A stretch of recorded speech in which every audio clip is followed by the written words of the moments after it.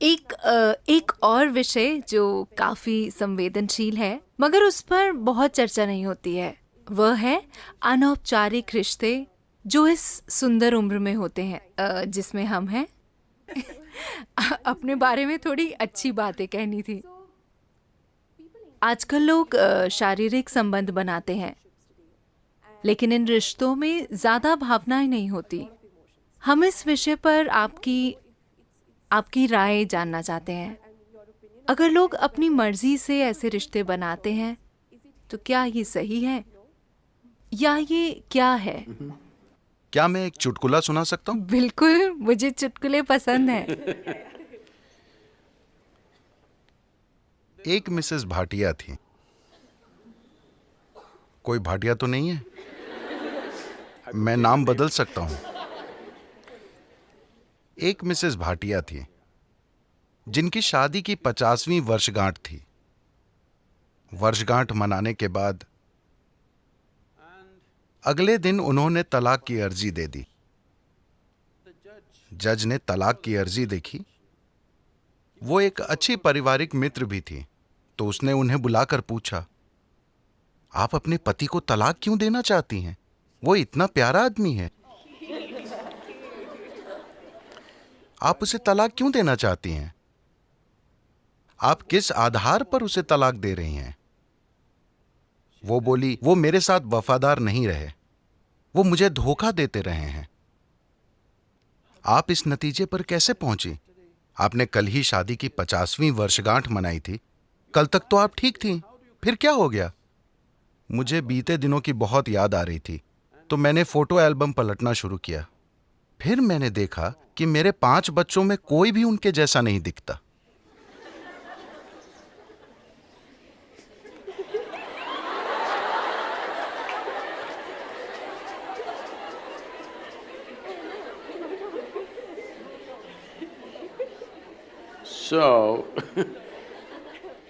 देखिए, अभी क्या आपको याद है कि 10 पीढ़ी पहले आपकी दादी की दादी की दादी कैसी दिखती थी? नहीं, मगर उनकी नाक अभी आपके चेहरे पर मौजूद है। आपके शरीर को याद है, हाँ या ना? आपके शरीर को लाखों साल पहले आपके पूर्वजों की त्वचा का रंग भी याद है, अभी तक वो भूला नहीं है। तो जिसे आप मेरा शरीर कह रहे हैं, वो यादों का एक बहुत बड़ा संग्रह है ना?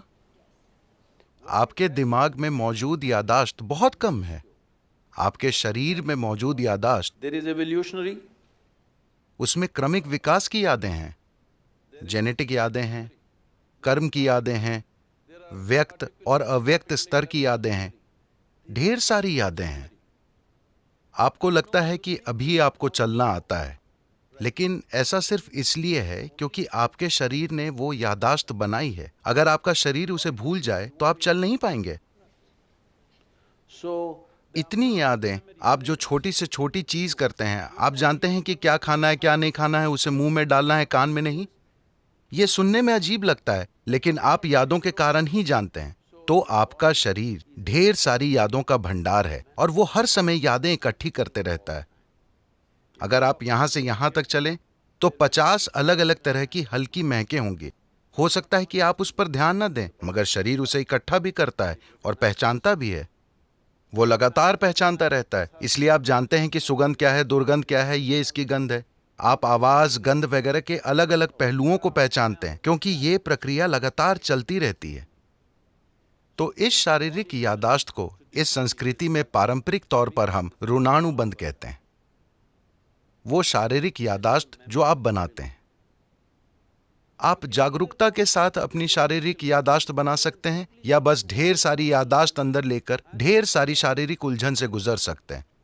तो जहां कहीं भी प्रभाव होता है, मुझे पता नहीं कि आपकी पीढ़ी में लोग अब भी ये चीजें जानते हैं या नहीं, मगर अब भी बैंगलोर में ऐसे लोग मिलेंगे जिन्हें अगर आप नमक देने की कोशिश करेंगे तो वे उसे नहीं लेंगे। वो कहेंगे वहां रख दीजिए।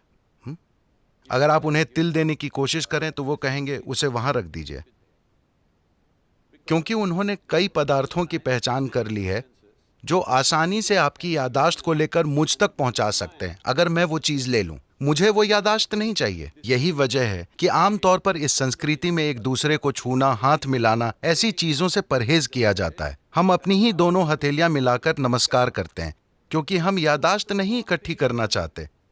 क्योंकि अगर मैं इसे बस छूता हूं तो ये इसे भी याद रखता है। आप अपने 4 दोस्तों के साथ इसे आजमा कर देखें। आप उनके हाथों को छुएं, याद रखने की कोशिश ना करें। हर दिन बस उनके हाथ छुएं और भूल जाएं। कल अगर वो आकर आपको छूता है, आप जानते हैं कि ये उसका हाथ है ना? तो शरीर याद रखता है, ये दिमाग में नहीं है। शरीर की यादाश्त होती है, इसे ऋणानुबंध कहते हैं। जब यौन संबंध बनते हैं या ऐसी कोई अंतरंगता होती है जिसमें विचार, भावनाएं और शरीर शामिल हों, तो आपके शरीर में जो यादाश्त रह जाती है वो बहुत बड़ी मात्रा में होती है। इसलिए कहा गया है कि आपको इसे जितना हो सके उतना सरल रखना चाहिए। कुछ दूसरे पहलू हैं जहां कुछ तांत्रिक प्रक्रियाओं में ऐसी चीजें होती हैं। वे सालों तक खुद को तैयार करते हैं ताकि शरीर से इतनी दूरी बना ली जाए कि शरीर कहीं से कोई यादाश्त न उठा पाए। इसे एक साधना की तरह किया जाता है, बेलगाम संभोग की तरह नहीं। तो सवाल नैतिकता का नहीं है। सवाल ये है कि आप अपने जीवन में अपने साथ क्या करना चाहते हैं। If you want to be in such a way that अगर आप इस तरह जीना चाहते हैं कि आपके जीवन में आपकी भीतरी बुद्धि सबसे प्रबल चीज हो, आपका भौतिक शरीर नहीं, तो आपको शरीर की याददाश्त को जितना हो सके उतना सरल रखना चाहिए। इसलिए सादा भोजन, लोग बिल्कुल सादा भोजन करते हैं। अब भी मैं दिन में एक बार भोजन करता हूं और भोजन में सिर्फ एक चीज खाता हूं, 10 नहीं। मैं वो चीजें दूसरे दिन खा लूंगा, मगर आज मैं सिर्फ एक चीज खाऊंगा। क्योंकि काफी फर्क आप आजमा कर देखिए, सिर्फ मेरे कहने पर मत जाइए। खासकर जब आपकी परीक्षा का समय आता है, सादा भोजन कीजिए और देखिए कि उससे कितना फर्क पड़ता है। आपकी बुद्धि कैसे काम करती है, आप कितना सतर्क रहते हैं, सब कुछ।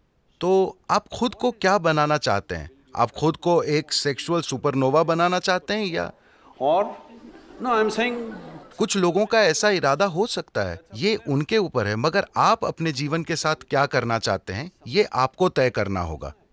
अगर आपने ये तय किया है तो ये बहुत महत्वपूर्ण है कि आप अनजाने में भारी मात्रा में यादें ना इकट्ठी करें, because this will lead to क्योंकि बाद में आप देखेंगे कि आपके लिए शांत और खुश रहना बहुत मुश्किल होगा, चाहे कुछ भी अच्छा हो रहा हो, simply because they क्योंकि शरीर में उलझन भरी यादें मौजूद हैं। जब इसी प्रकृति का कुछ और आता है तो शरीर में उलझन भरी उथल पुथल होने लगती है। शायद आपके दिमाग में यह ना आए, just physically ये सिर्फ शारीरिक रूप से होता रहेगा। तो ये चुनाव आपको करना है। ये नैतिकता का सवाल नहीं है, ये सवाल है समझदारी से जीने का।